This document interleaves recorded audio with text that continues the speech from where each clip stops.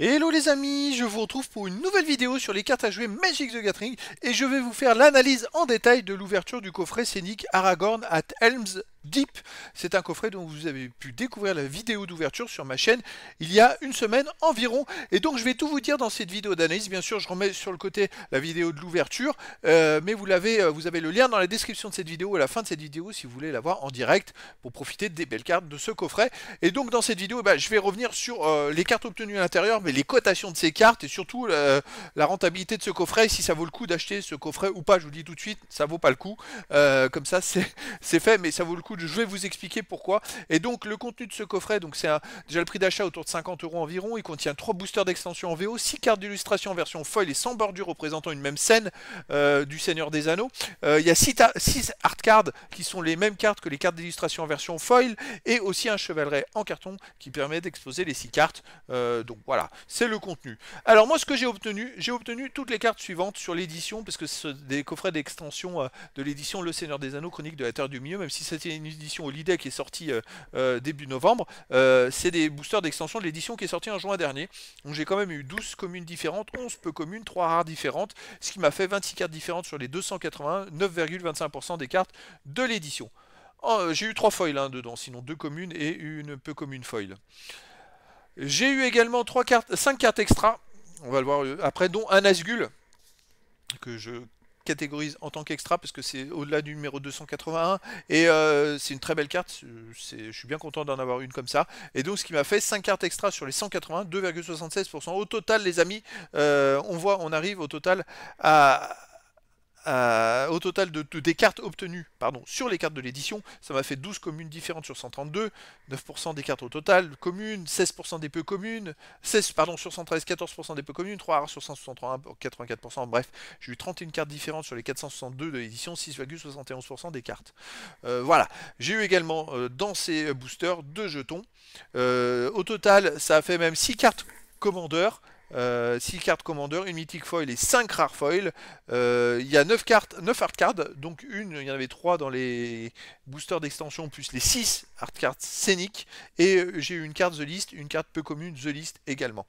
Alors maintenant on va revenir sur les prix et cotations, parce que comme vous avez pu le voir, les 2 premiers coffrets c'était pas terrible, et je vous l'annonce aussi, c'est pas terrible non plus, mais c'est moins pire que le dernier. Alors voilà, j'ai quand même eu la chance d'avoir un Nazgûl, c'est la numéro 335, qui est coté à 7,90 €. C'est quand même pas mal, ce qui me fait un total pour les communes de 1,73 €, peu communes 9,18 €. Je dis bien des prix minimums, j'ai pris les prix les plus bas du marché. Les rares 1,01 €, les jetons 0,28 centimes. La carte The List 42 centimes d'euros. Bon, ça fait longtemps que j'ai pas été chanceux là-dedans. 1,44 € d'Arcard, et les 6 cartes scéniques pour 21,65 €. Alors si vous souhaitez collectionner ces fameuses cartes scéniques, vaut mieux les acheter à l'unité que d'acheter un coffret à 50 €. Ils se sont un peu ratés. Franchement, pour un prix de coffret à 50 €, ils auraient pas dû mettre 3 boosters d'extension, mais en mettre au moins 5, 6, 7 des boosters d'extension. Mais pas 3, c'est pas possible. Ils auraient dû faire comme les bundles et mettre des boosters d'extension ou autre chose. Pour moi, ça suffit pas. Voilà, on arrive avec avec une nouvelle ouverture pas terrible. Malgré, dans ces 6 cartes, quand même, une carte à 18,50 €, c'est Legolas Quick Reflexes. Voilà. Donc ce qui fait au total, les amis, pour un prix d'achat de 50 €, une valeur obtenue, les amis, de 35,71 €, ce qui fait une rentabilité à moins 14,29. Une nouvelle fois, ultra négatif. Alors, les prix d'achat sont 50 € à l'unité. Maintenant, pour ceux qui avaient acheté les coffrets en précommande, on pouvait se les procurer. Moi, ça a été mon cas, autour de 35 € environ le coffret. Donc, ça faisait quand même moins cher, on va dire. Mais là, à 35 €, je serais juste rentable. Mais ces coffrets, moi, ce que je vois, c'est le constat aujourd'hui, ils sont en vente une cinquantaine d'euros. Il y en a même qui dépassent un peu 50 €. Pour moi, c'est pas possible. Ou alors, le lot de 4, vous allez payer 45 € de moyenne. Mais c'est pas possible. Vous avez des cartes scéniques qui se vendent à peu près autour de 20 € et quelques.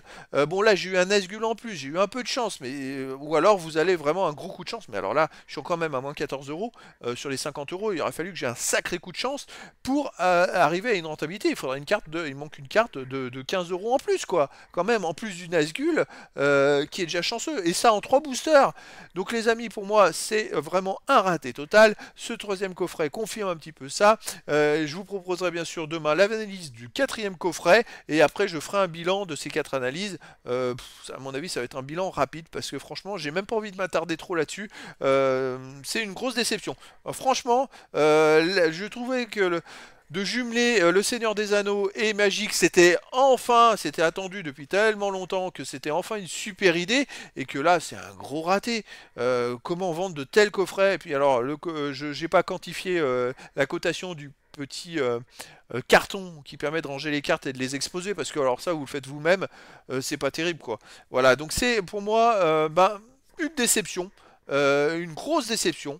L'édition partait bien en juin dernier, il y a eu à des prix peut-être un peu plus chers que d'habitude, mais c'était très sympa. Alors là, ça devient n'importe quoi. Du booster collector, tous ces produits qui ont été vendus, il n'y a rien de rentable. C'est une catastrophe totale. Donc voilà les amis, demain je vous propose la vidéo d'analyse et de stats du dernier coffret Scénic, et puis je vous dis à très bientôt pour une nouvelle vidéo.